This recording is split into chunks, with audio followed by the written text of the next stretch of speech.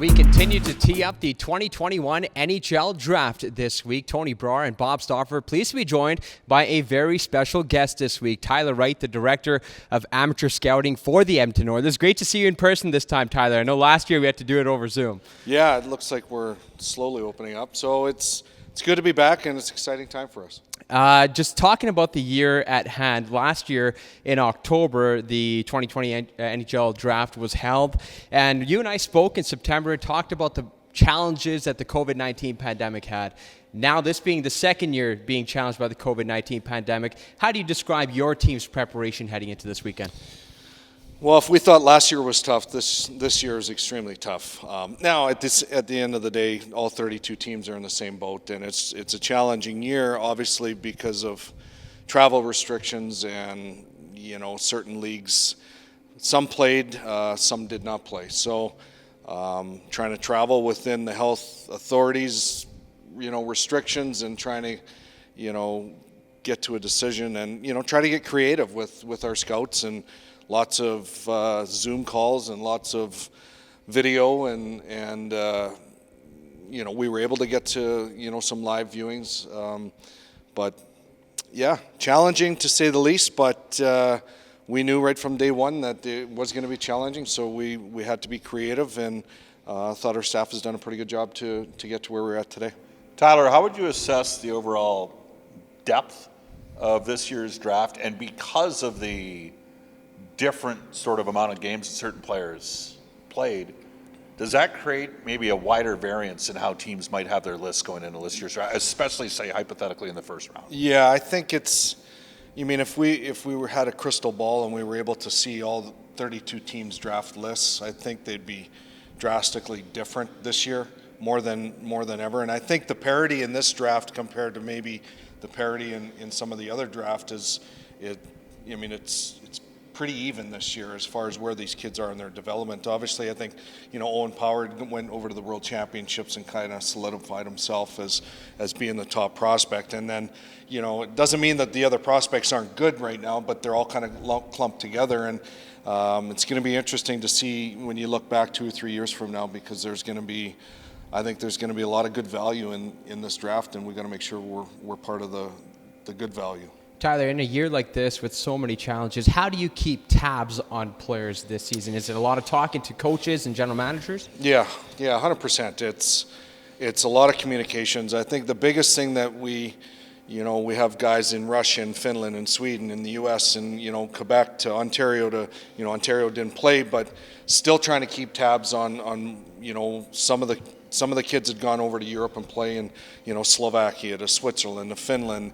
Having that conversation with the Finnish scout, with, the Quebec scout to the Ontario scout to the Western League scout. Constant communication, how are they working out? What are they doing if they're not playing? Injuries, trying to keep projections on. The one thing about, in the draft, you always get a sense of, if a kid has played a year in the Western Hockey League, by Christmas of that next year, we use the term, pop. They've taken another step. Unfortunately, we weren't really able to see that this year because of the 24 games, maybe just through the Western Hockey League and, the lack of playing. But, it's a challenging time for us. It's a challenging time for the kids and their family that, this is an important day for them as well. And, to be able to have to sit in the sidelines a little bit, it's kind of hard to take, but... Tyler, the NFL draft, as an example, is different than the NHL draft. You're drafting guys in the NFL 21 and 23. NHL, you're looking at kids at 18. In the NFL, quarterbacks, cornerbacks, left tackles, they tend to go higher. Running backs, safeties, and centers would go lower.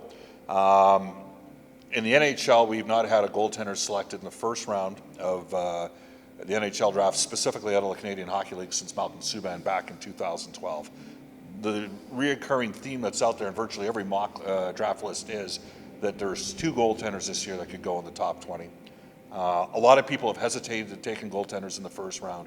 In this year's draft, would there be any hesitation for the Oilers to look at taking a Gardien in round number 1? I don't think there's hesitation.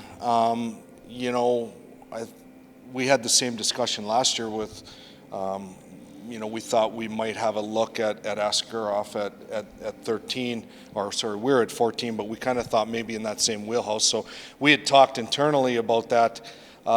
Is there hesitation? No, but the industry has shown over the course of the last decade or so that there has been some hesitation. But I just say, you look at Tampa Bay, they've won back-to-back, and there was a guy that was taken at 18 overall. Yep. Pretty important piece of that team. So is there risk? Yeah. There's risk in every pick that you take.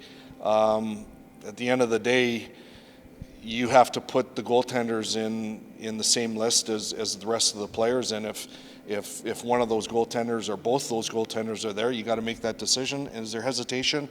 I'd say no, but is there reservation? I would say probably a little bit.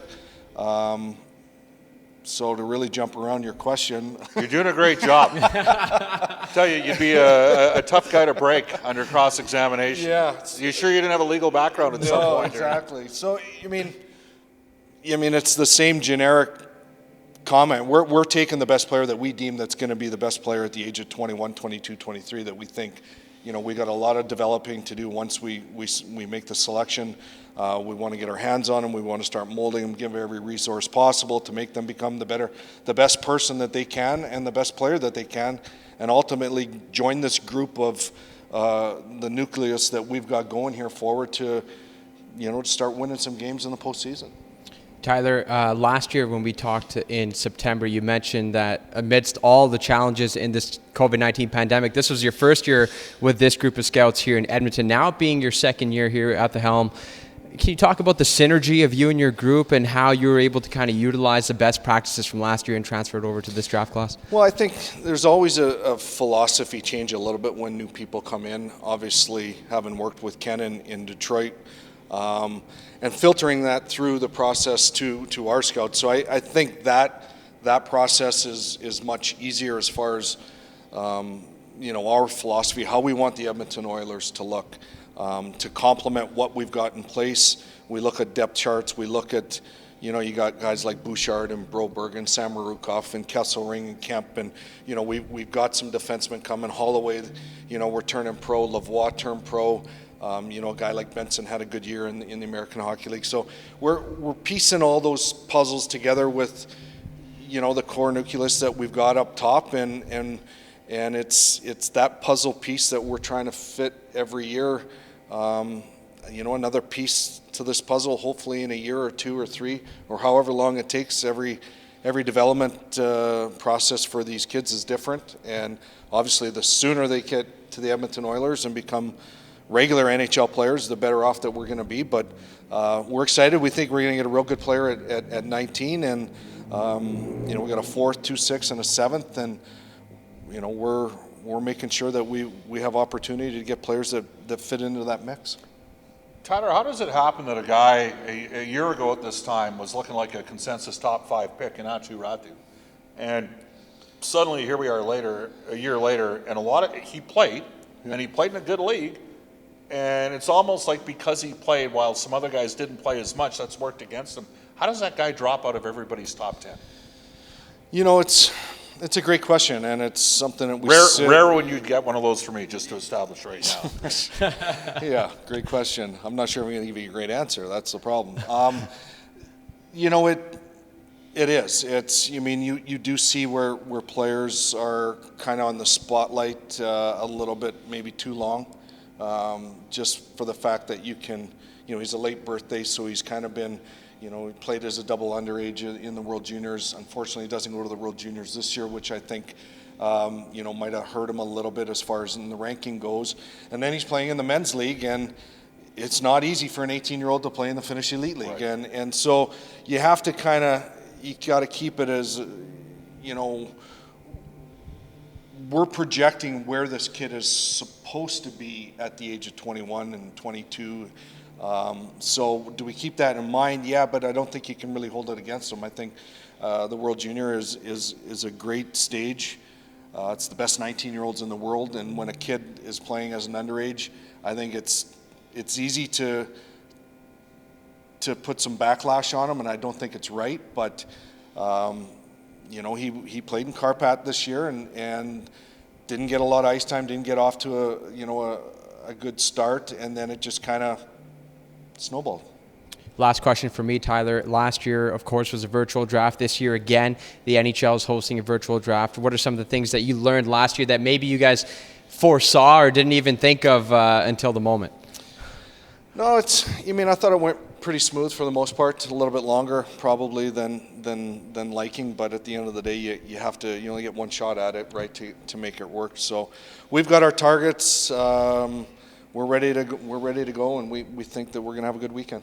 Well, speaking of a good weekend, 30 years ago, you had a pretty good weekend as well. That's a Tyler Wright Oilers draft card. I'm not sure if the camera could pick it up. 12th overall, if I'm not mistaken.